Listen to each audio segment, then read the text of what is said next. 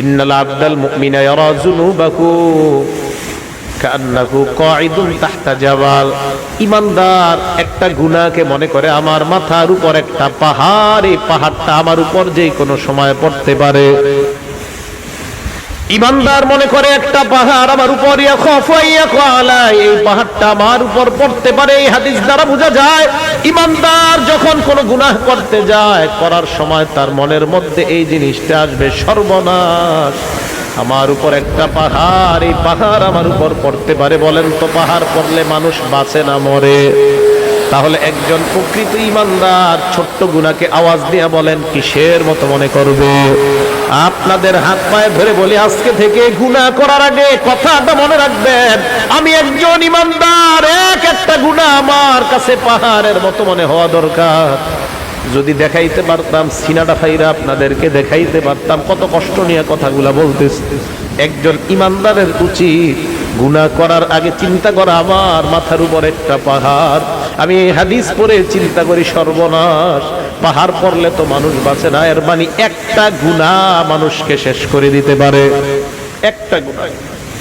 এবার নবী বলেন ওয়া ইন্নাল ফাজিরা, পাপাচার বান্দা ইয়ারা যুনুবাহু কাযুবাব মাররা আলা আনফিহি, পাপাচার বান্দা একটা গুনাহকে মনে করে মাছির মতো, নাকের সামনে দিয়ে চলে যায় একটা মাছি, যে মাছিটা নাকের সামনে দিয়ে যায় আবার আসে, কোনো কেয়ার করে না।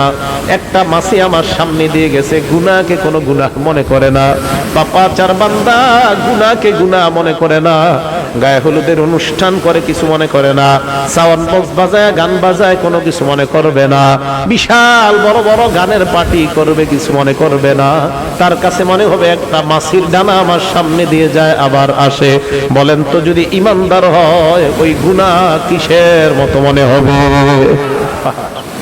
মনে থাকবে নি? এবার শোনেন, নবী বলেন যদি গুনাহ হয়ে যায় আল্লাহর কাছে তওবা করো, আল্লাহ তোমার জিন্দেগীর গুনাহগুলো মাফ করে দিবেন। হাদিসের মধ্যে নবী উদাহরণ দিয়ে বুঝায়, লাল্লাহু আফরাহু বিতাওবাতি আবদিহি মিন রাজুল নাযালা মানজিলাত ওয়া বিহি মাহলাকা। কোন বান্দা একটা সফরে বের হয়, বের হওয়ার পর ওই বান্দা সফর করতে করতে অনেক দূর যায়, যাওয়ার পর হঠাৎ বান্দা এক জায়গায় বিশ্রাম নেওয়ার জন্য সফর বিরতি দেয়। হঠাৎ আশেপাশে তাকায় দেখে কোনো মানুষ নাই, ঘর নাই, ঘর বাড়ি কিছু নাই। যেই কোনো মুহূর্তে তার উপর কোনো হিংস্র প্রাণী আক্রমণ করতে পারে, অথবা কোনো ডাকাত দল তার উপর আক্রমণ করতে পারে। আশেপাশে তাকায় দেখে কেউ নাই, কেউ নাই। এবার ওই বান্দা, তার সাথে তিনটা জিনিস আছে। এক নাম্বার মাহু রাহিলা, তার সাথে আছে তার বাহন, বাহন। দুই নাম্বার আলাইহা তাআমুহু ওয়া শারাবু, ওই বান্দার বাহনের উপর তার খানা এবং তার পানি তার বাহনের উপর। শোনেন, এক ব্যক্তি সফরে বের হয়, বের হওয়ার পর যাইতে যাইতে হঠাৎ এমন একটা জায়গায় যাত্রা বিরতি দেয়, যেই জায়গায় যাত্রা বিরতি দেওয়ার পর আশেপাশে তাকায় দেখে কেউ নাই, যেই কোনো মুহূর্তে তার জীবনটা চলে যাওয়ার আশঙ্কা। এমন একটা ভয়ঙ্কর মুহূর্তে ওই বান্দা এবার তার সাথে মাত্র তিনটা জিনিস, অবিহি মাহলাকা, প্রাণ নাশের আশঙ্কা, বাহু রাহিলা, তার বাহন আছে, খানা আছে, পানি আছে, আর কিচ্ছু নাই। বান্দা চিন্তা করলো একটু ঘুমায় নেই, ঘুম থেকে ওঠার পর আবার সফর শুরু করব। ফানামানাউমা, বান্দা ঘুমায় যায়, ঘুমানোর পর ফাস্তাই কজা, আবার জাগ্রত হয়। জাগ্রত হওয়ার পর তাকা দেখে তার বাহনটা হারায় গেছে। বাহন কি হয়েছে? হারায়। বুখারী শরীফের হাদিস। এখন বলেন তো বাহনের সাথে কি ছিল? খানা পানি ছিল, তাহলে সব গেছে। ফাশতাদ্দাল হাররু ওয়াল আতাশু, প্রচন্ড গরম আবার প্রচন্ড পিপাসা, পানি কই? হ্যাঁ, চলে গেছে। বান্দা চিন্তা করে সর্বনাশ, আমি আমার বাহন হারিয়ে ফেললাম, খাবার হারিয়ে ফেললাম, পানি হারিয়ে ফেললাম, কি করা যায়? বান্দা চিন্তা করে আবার যদি ঘরে ফিরে যাই সম্ভব না, যদি আমি আবার আমার গন্তব্যের দিকে রওনা হই তাও সম্ভব না, কারণ খানা পানি বাহন কিছুই নাই।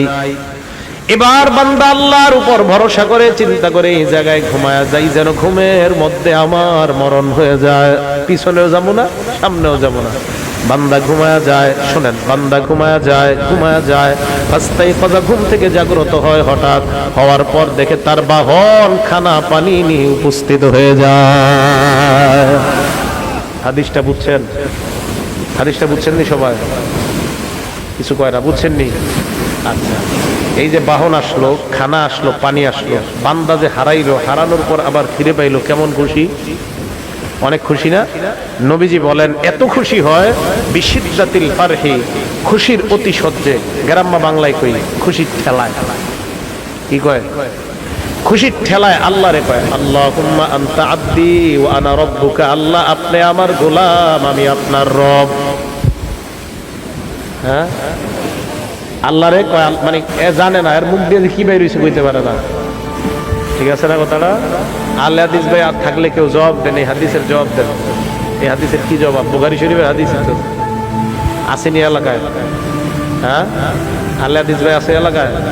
যদি থাকে এই হাদিসের জবাব কি? যে হাদিসে যে বান্দা আল্লাহরে কইলো আপনি আমার রব, আমি আপনার, আপনি আমার গোলাম, আমি আপনার রব, কি জবাব? বিপদে পড়ে যাবে না। আমি আলে হাদিস ভাইদের মহব্বত করি, এই হাদিসের জবাব কি? হাদিস না ফলো করেন সহিহ হাদিস, এর তো বুখারীর হাদিস, বুখারী শরীফের 6308 নম্বর হাদিস। কি জবাব?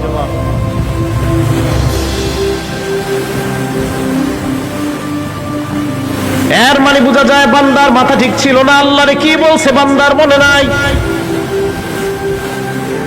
বান্দা আল্লাহরে খুশির ঠেলায় বলছে আল্লাহ আপনি আমার গোলাম, আমি আপনার রব। নবী বলেন এই বান্দা হারিয়ে যাওয়া বাহন ফিরে পাওয়ার পর যে পরিমাণ খুশি হয়, একজন বান্দা গুনাহ করার পর তওবা করলে এর চাইতে কোটি গুণ বেশি আল্লাহ খুশি হয়ে যায়।